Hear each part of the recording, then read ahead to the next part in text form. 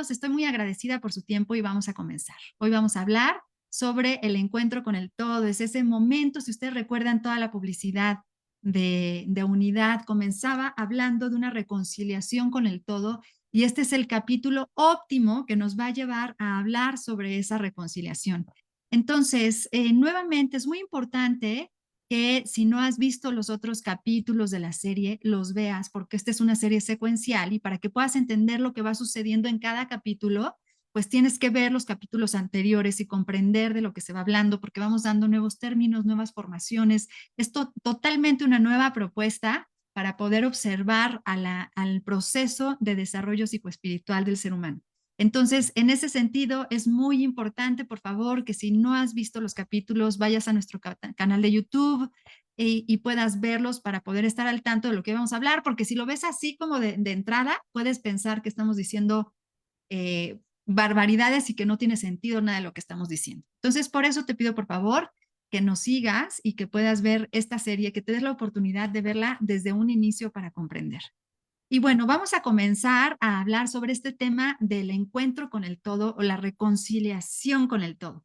Hemos hablado constantemente acerca de este gran paso, eh, de este camino que representa el hecho de seguir un camino psicoespiritual que actualmente todos los seres humanos estamos de alguna manera encontrándonos ahí en este lugar donde estamos cuestionándonos en dónde estamos parados, hacia dónde nos está llevando el sentir de nuestras decisiones o hacia dónde nos está llevando nuestra vida. Entonces, pues vamos a compartir un poquito acerca de todo lo que viene en este capítulo. Hablamos a lo largo de toda esta serie que pues si ves el primer capítulo te habrás de dar cuenta que el ser humano se divide o se escinde en un ser esencial, que es un ser principalmente espiritual, que tiene una percepción del mundo. Y si te fijas, actualmente y en este capítulo hemos cambiado ese pronombre del ser esencial que antes decía nosotros al todo. Es decir, en este momento, cuando estamos en camino a la reconciliación con el todo, ya comenzamos a dejar los pronombres tal cual, incluso a nivel espiritual, se quitan las barreras y se comienza a tener una experiencia completamente de totalidad.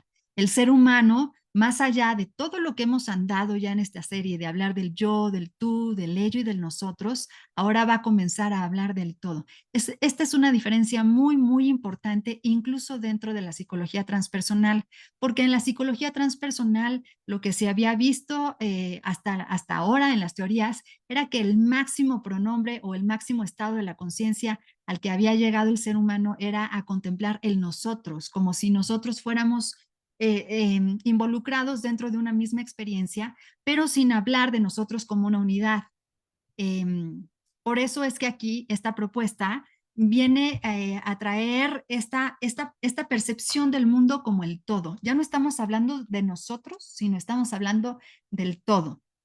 Y aquí se comienza a revelar, como vimos en el capítulo anterior, en el complejo del héroe, en todo este trabajo psicoespiritual que hemos venido haciendo, si estamos en esta etapa, que hemos venido haciendo con el mundo para poder dar servicio al mundo y para poder transmitir una visión más espiritual de la vida, pues entonces cuando se pasan estas noches oscuras, estas luchas de las que hablamos el capítulo anterior, podemos llegar a tener una percepción del mundo como el todo. Entonces ya ni siquiera estamos hablando de nosotros porque ya no hay una identidad propia como tal, sino comenzamos a hablar del todo. Pero vamos a ver cuál es el camino que hay que andar para poder llegar a esta comprensión del todo.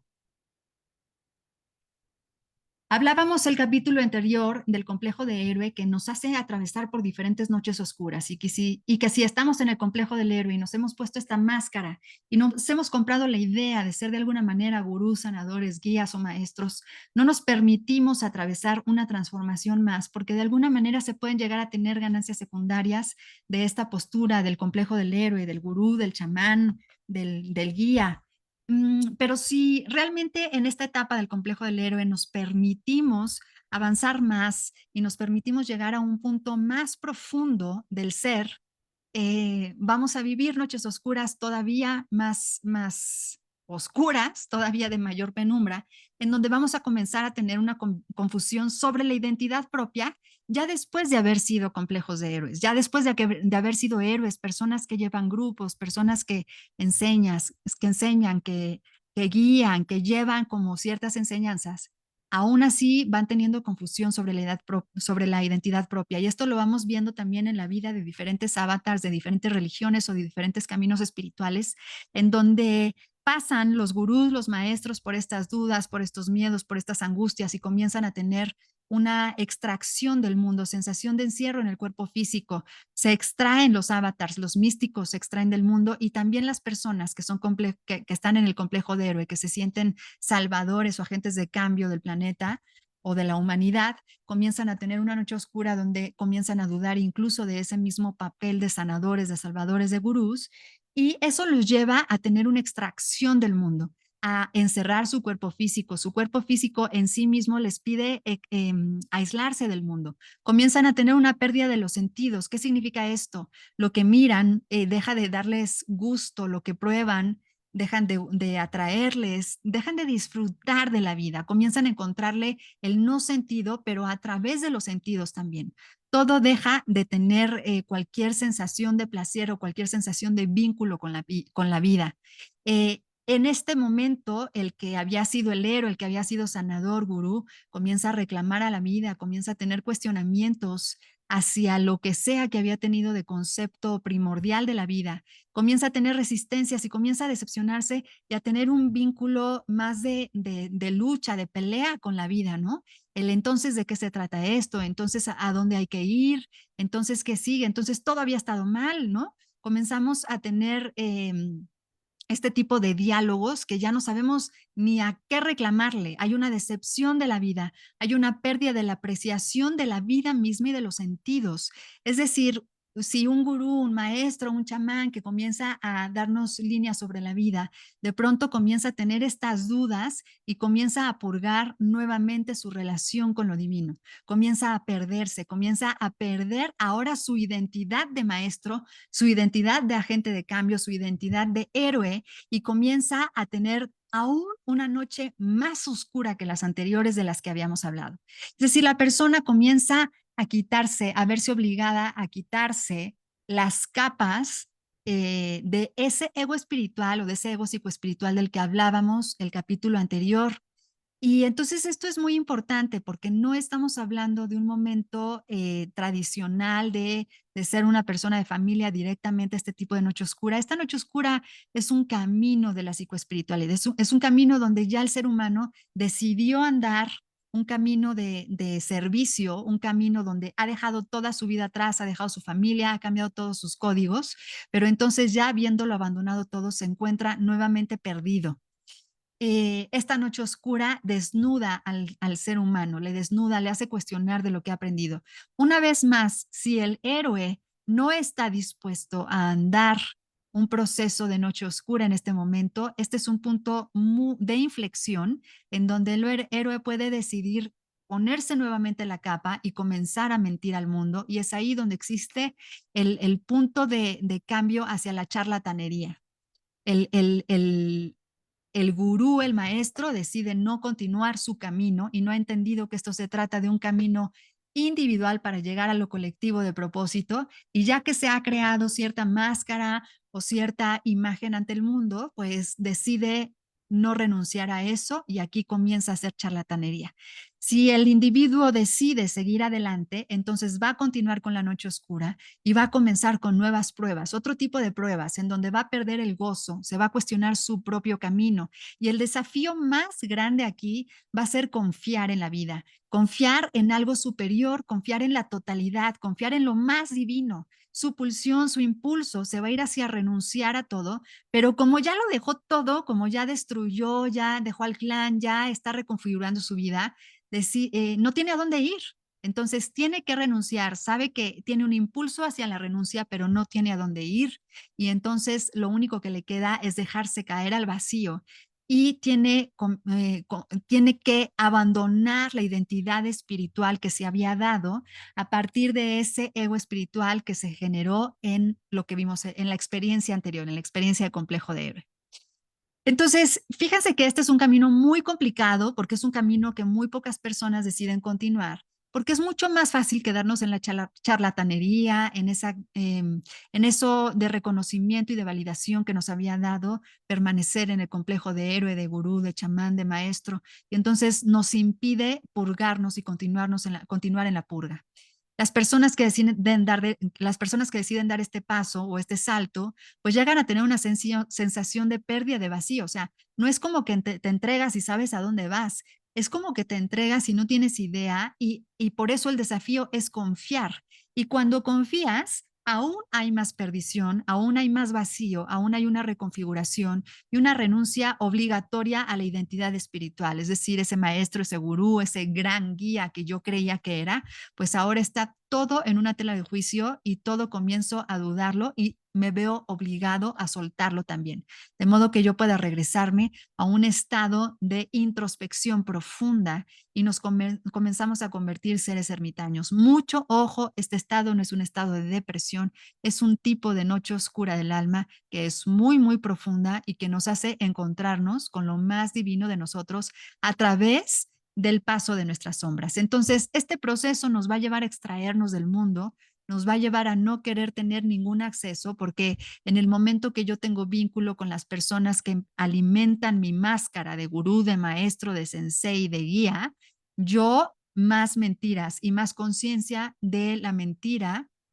voy teniendo. Entonces, decido retirarme del mundo en un vacío completamente infértil, así como yo lo percibo, y comienzo a introspectar nuevamente en toda mi existencia.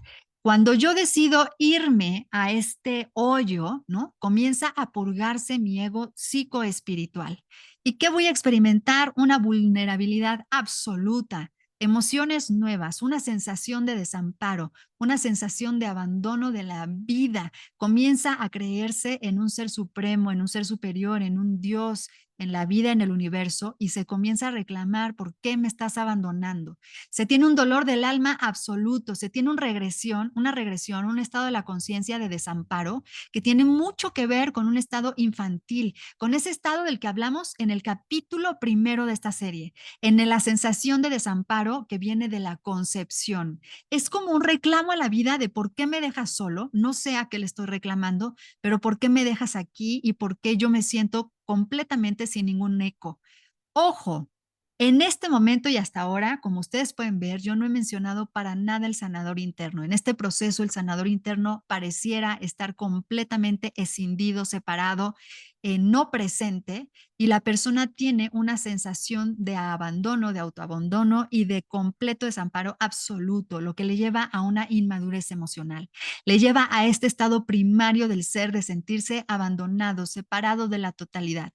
Este primer concepto, la herida primal de la concepción, de tener esa sensación y esa reexperiencia de sentirnos abandonados por el todo. Y se revive también la experiencia de separación del vínculo materno, la experiencia del nacimiento, y se revive la experiencia del destete, y se reviven todas las experiencias de separación y de desamparo, se viven en este estado, nada más que la psique no sabe en qué edad lo está viviendo. Entonces, constantemente lo único que se experimenta son estas separaciones constantes, estos desamparos, y no se tiene una claridad mental de dónde viene esta sensación. ¿Qué va a suceder con esto? Pues a medida que pase el tiempo, esto puede durar días, meses o años. Perdón, es que está muy sensible nuevamente mi mouse, pero esto puede durar un tiempo completamente indefinido, pero esto me va a llevar a algo que se le conoce como la desintegración del ego. Esto se le conoce muchísimo cuando se hacen trabajos con estados expandidos de la conciencia.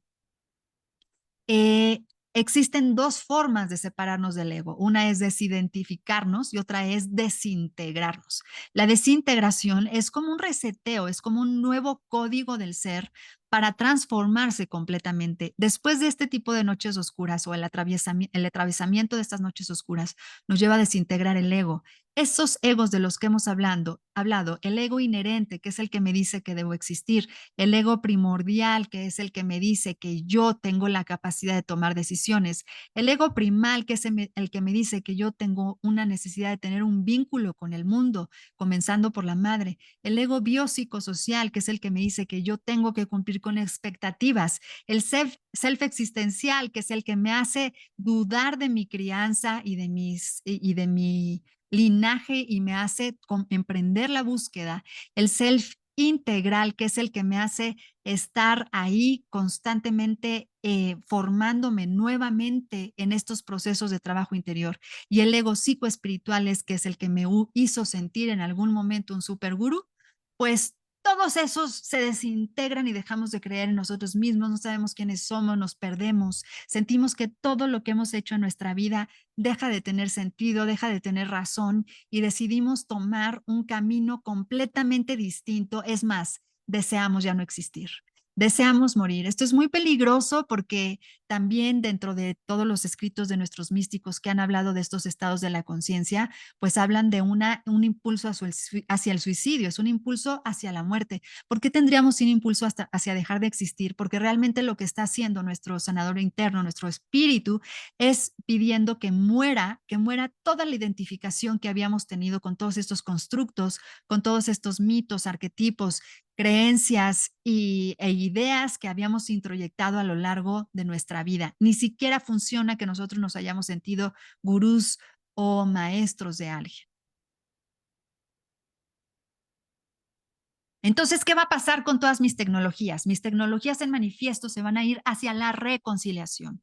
Mi cuerpo va a tener una certeza de salud de pronto, en donde va a rechazar cualquier aspecto que sea completamente dañino para el cuerpo, siempre y cuando estén balanceados mis otras esferas. No significa que yo solamente voy a comer lo más óptimo o lo más sano para mí, sino que yo voy a comer lo que esté mejor para mi aspecto espiritual. En la mente yo voy a tener un diálogo constante en propósito. ¿Por qué? Porque tanta perdición, tanto no saber a dónde ir, perder la conexión con la vida, con los gustos, con el sentido, con todos mis egos, me obliga a tener un diálogo constante, un diálogo que en principio es de reclamo, es decir, ¿por qué a mí? ¿Por qué? ¿En dónde estoy? ¿Para qué vivir? ¿De qué se trata esto? ¿Por qué me desamparas? No sabes ni a quién le estás reclamando, pero tú estás en un estado de mucha sobredotación, en un estado de mucha queja. A nivel emocional, todas nuestras emociones comienzan a integrarse poco a poco porque las vamos experimentando todas al mismo tiempo o en diferentes momentos y comenzamos a tener diálogos internos que algunos nos dan hacia la tristeza, otros nos dan hacia el temor, otros nos dan hacia la ira, otros hacia la alegría. Vamos teniendo diferentes diálogos que no nos dan claridad sobre quién somos y poco a poco se van asentando y poco a poco nosotros vamos dejando que se vayan integrando si es que llevamos un proceso de aceptación y de adaptación de este proceso. A nivel espiritual, por supuesto, lo que más se logra en este estado es el estado de paz. ¿Por qué? Porque nosotros a lo largo de todo esto vamos a tener el proceso del nuevo vínculo. Es tanta la sensación de desamparo, es tanta la ideación de que hemos sido abandonados y de que nada tiene sentido y de que todo lo que hemos hecho ha sido una mentira y que toda la vida es una ilusión y todo es un mito, que únicamente lo único que nos va a salvar es generar ese nuevo diálogo, ese nuevo vínculo que nos va a llevar a la reconciliación con el todo. Los diálogos, sí, lo digo con todas sus palabras, sin ninguna connotación religiosa, me refiero a la oración, a un diálogo que aquí invitamos en lo transpersonal a que sea un diálogo completamente absoluto, es decir, recurriendo a las enseñanzas de diferentes maestros espirituales, es como encontrar al todo en todas partes, encontrar la divinidad en todas partes. Entonces el ser humano comienza a tener diálogos con todo. Ustedes se han encontrado en algún momento, tú te has encontrado en algún momento en tu vida rezándole a algo sin saber a qué, pero pidiéndole ayuda o pidiendo paz o agradeciendo. Bueno, a eso es a lo que nosotros nos acercamos en estos estados y ese es el nuevo vínculo que se genera. Se genera un vínculo de reconciliación porque comenzamos a tener diálogos mucho más profundos, diálogos mucho más ascendentes de nosotros hacia algo superior, con la conciencia de que no hay nada material, no hay nada humano, no hay nada que nos rodee, que nos pudiera dar ese consuelo que nosotros necesitamos y lo único que nos queda es la redención y la renuncia, la redención hacia algo superior. Entonces, en este momento va a resurgir la figura de sanador interno que se había mostrado un poco oculta en diálogo. El sanador interno surge para que vayamos teniendo un diálogo y surge de diferentes maneras, incluso de una manera corporal. Y aquí hay que tener mucha atención porque no es que ya estamos completamente reconectados y es que este es un estado permanente de la conciencia. Es que aquí comenzamos a tener un ego psicoespiritual latente en donde es importante que nosotros, nuestro trabajo interior y nuestro camino, nuestro peregrinar, nos lleve a tener la conciencia de que este ego psicoespiritual puede resurgir en cualquier momento y nos puede llevar nuevamente a una noche oscura del alma. Y es por eso que el rezo, el diálogo, la oración, el diálogo con lo que está más allá de nosotros, el diálogo con la totalidad, comienza a hacerse cada vez más maduro. Entonces, ¿qué pasa con esto? No significa que ya estamos del otro lado. Vamos teniendo un complejo del héroe que es latente, que siempre es susceptible de que vuelva y siempre vamos a tener ahí a ese pequeño conciencia de sombra que nos va a estar diciendo, oye, aquí puedes tener validación, aquí puedes tener respeto, aquí puedes ser reconocido. Entonces, vuelve a hacerte un héroe y un salvador de la tierra. Eso siempre va a estar latente. Por eso nuestro camino de propósito está en que nosotros mantengamos el diálogo con el todo y que tengamos la conciencia de que las noches oscuras son impermanentes, van y vienen. Es decir, en este estado de la conciencia, la depresión, la ansiedad comienzan a tener completamente un sentido distinto porque van hablando del diálogo que yo voy teniendo con la vida, el diálogo que yo voy teniendo con el universo. Y entonces, si comienzo a tener una noche oscura, es porque necesito un proceso de purga con esa relación con el todo. Y entonces se va a convertir mi vida en un juego de sombras y luces, en donde siempre va a estar presente mi posibilidad de tener un diálogo con el todo, la posibilidad de que yo hable con el ser supremo, con el ser superior, lo que sea que yo creo, el universo, la vida, Dios, Dios a los dioses, las diosas, lo que sea. Pero entonces yo aquí voy a estar interactuando entre luces y sombras con toda la conciencia de la incapacidad que tengo, de la experiencia, de la totalidad orgánicamente, porque soy un ser humano limitado, estoy encarnado, estoy densificado y tengo una historia personal que he andado. No se puede dejar de lado nuevamente el ego personal, porque entonces corremos el riesgo de nuevamente caer en el complejo de héroe. Por esto se convierte en un proceso en espiral, en un proceso completamente atemporal, el trabajo interior. Es un tema en donde no se puede decir, oye, yo ya había trabajado esto o yo ya había trascendido esto, ¿por qué estoy volviendo si ya había superado este trauma? Aquí no funciona porque todo el proceso es completamente fractal y espiral. Entonces tenemos la conciencia de que nuestras luces y nuestras sombras pueden emerger en cualquier momento y lo único que tenemos ahí es el diálogo con lo divino, es el diálogo con el todo para poder tener un entendimiento y una integración que nos lleve a verticalizar o a asimilar nuestra propia historia y la trampa del ego que me está haciendo caer en esa formación que está haciendo un daño que me separa del amor. Entonces, en este momento, el andar comienza a relacionarse con el todo y no con el otro. Fíjese muy bien que estoy hablando aquí no de un avatar de por medio, no es rezarle a Jesucristo, no es rezarle a un Buda, no es rezarle a un maestro iluminado. Aquí estamos hablando de un diálogo directo con la totalidad, estamos hablando de un diálogo directo con la fuente, en donde nosotros vamos teniendo un camino de propósito y en esos diálogos se va develando, se va revelando a base de nuestra historia, de nuestros traumas y de nuestras heridas, a base de nuestro trabajo interior se va revelando nuestro propósito en la vida. Entonces, si vamos viendo aquí el camino del ego, vamos a ver que al inicio, pues comienza a ser un ego inherente en el momento que somos concebidos, porque se da el paso primario a la persona, lo que representa una conciencia de dualidad. Después vamos al ego primordial, que es cuando estamos en la gestación, representa el vínculo con la madre y con la persona que soy. De ahí saltamos al ego primal, que es en el momento preciso del nacimiento, que nos hace la conciencia de muerte, renacimiento y de tomar decisiones. El ego mental, corporal y biopsicosocial representa el intercambio social, es toda nuestra infancia, adolescencia, adultez, y muchas personas nos quedamos ahí. Las personas que decidimos salir adelante y dejar detrás toda la historia personal, el clan, y trascenderla y trabajarla y tomar una misión de vida para resolver o para trascender el clan, nos convertimos en buscadores y desarrollamos el self existencial o el self integral, que nos hace iniciar un camino de búsqueda. Si la búsqueda continúa, nos lleva a desarrollar ese ego espiritual o psicoespiritual, ese ego arquetípico, donde nos identificamos con un héroe, con una heroína, con una bruja, con una hechicera, con una maestra que va a salvar o va a hacer un cambio importante o tiene el dominio de todas las energías y todos los saberes de la vida, lo que nos va a llevar a tener egoicamente un complejo de héroe. Cuando nosotros pasamos el complejo de héroe y nos permitimos atravesar las noches oscuras del alma que este complejo de héroe nos va a desafiar a tener, entonces comenzamos a tener diálogos con el todo, una conciencia de vulnerabilidad e inmadurez, una conciencia de que yo en cualquier momento puedo retroprogresar, lo que significa que puedo ir y volver indistintamente a través de estos tipos de egos en diferentes momentos de mi vida, en diferentes etapas. ¿De qué va todo? De un proceso de autoconocimiento. Si yo sé qué es lo que ha alimentado cada uno de estos egos, tengo un conocimiento claro de mi historia. Y aquí el objetivo es mantenerme en propósito, mantenerme en el diálogo con el todo e identificar en qué momento algunos trampas del ego me están haciendo recaer en algunos de estos estados o en alguna de estas etapas. Nuevamente, este no es un mapa lineal, este es un mapa experiencial en donde todos los seres somos seres fractales, somos seres en espiral, en donde es completamente imposible que este sea un mapa lineal.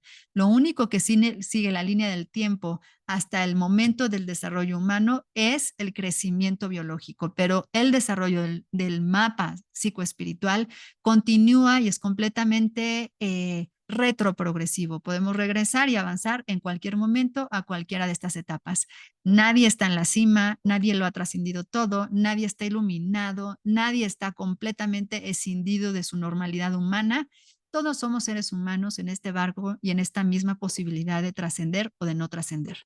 Entonces, un ser en propósito va a tener la conciencia de que las noches oscuras son impermanentes, van a volver y van a ir y van a volver cada vez que yo necesite una purga para mejorar mi relación con el todo. Hay conciencia de inmadurez, recurro a dialogar constantemente con algo superior.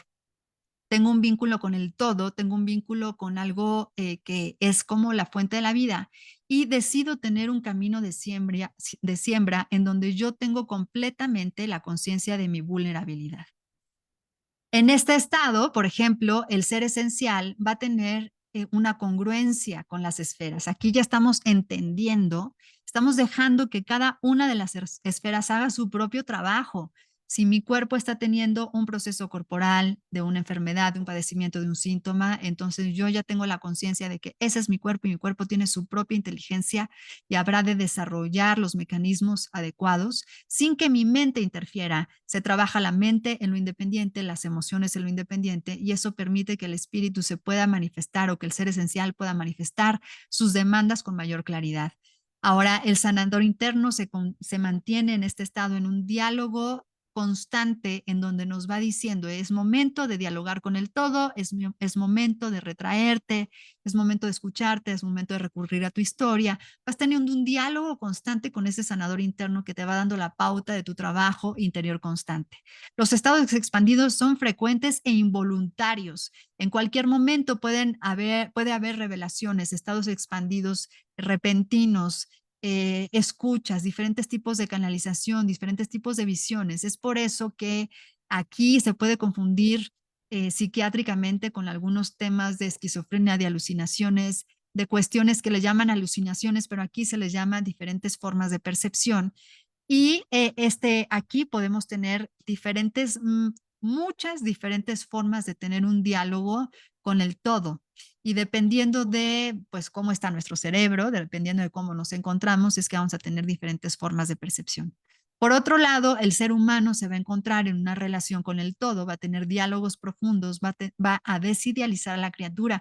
Y esto es muy importante. Comienza a dejar de darle importancia al ser humano para darle importancia a la creación. Es decir, esto significa dejar de admirar y de idolatrar a la criatura para admirar a la creación, al creador o a la creadora o a lo que sea que tú creas.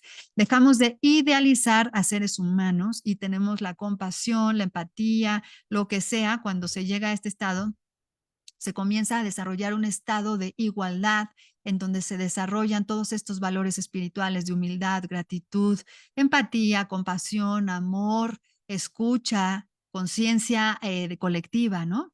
Comenzamos a aceptar a las personas y a su propia historia cuando se llega a este estado, ¿no? No hay juicio, es muy poco probable que diferentes aspectos se pueden llegar a tomar de manera personal porque se es capaz de mirar la historia del otro y de ver al otro como una extensión del sí mismo, porque es parte del todo, es decir, ya no hay ni nosotros, ya es como todo, somos exactamente lo mismo, se rompen las barreras en donde las únicas diferenciaciones o las únicas resistencias que hay de por medio son meramente materiales, corporales.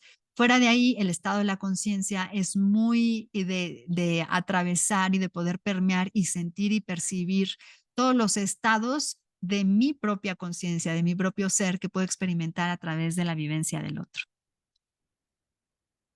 Entonces, en conclusión, el camino de propósito siempre va a llevar al ser a la sencillez. En esta experiencia, el ser humano se va a ir hacia lo más sencillo, hacia un proceso de austeridad, hacia un proceso de dejar de mostrar, dejar de enseñar, dejar de conquistar, dejar de competir, dejar de comparar, ¿no? Todo eso deja de tener sentido en esta experiencia del ser, del desarrollo psicoespiritual. Y entonces sí, lo que comienza a dar sentido al camino de la vida es el diálogo con la trascendencia, el diálogo con el todo y hacia dónde es que yo he de llevarme a andar. Es un camino muy bonito, como les expliqué desde el primer capítulo. Este es un mapa del desarrollo psicoespiritual del ser, en donde es importante que observemos cada una de las experiencias, cada uno de los capítulos que les he compartido ha representado una experiencia distinta dentro de esta experiencia de ser un ser psicoespiritual, de ser un ser espiritual en un cuerpo humano. Entonces los espero con mucho gusto para el capítulo 8, que se trata sobre la transición a la muerte, que sería como la última experiencia del espíritu en una experiencia humana. Muchas gracias por su tiempo, por su dedicación, por su escucha y cualquier duda, lo que sea que necesiten, aquí estoy detrás de la cámara para apoyarles, para escucharles y para acompañarles con todo el gusto. Gracias y pasen muy bonita noche.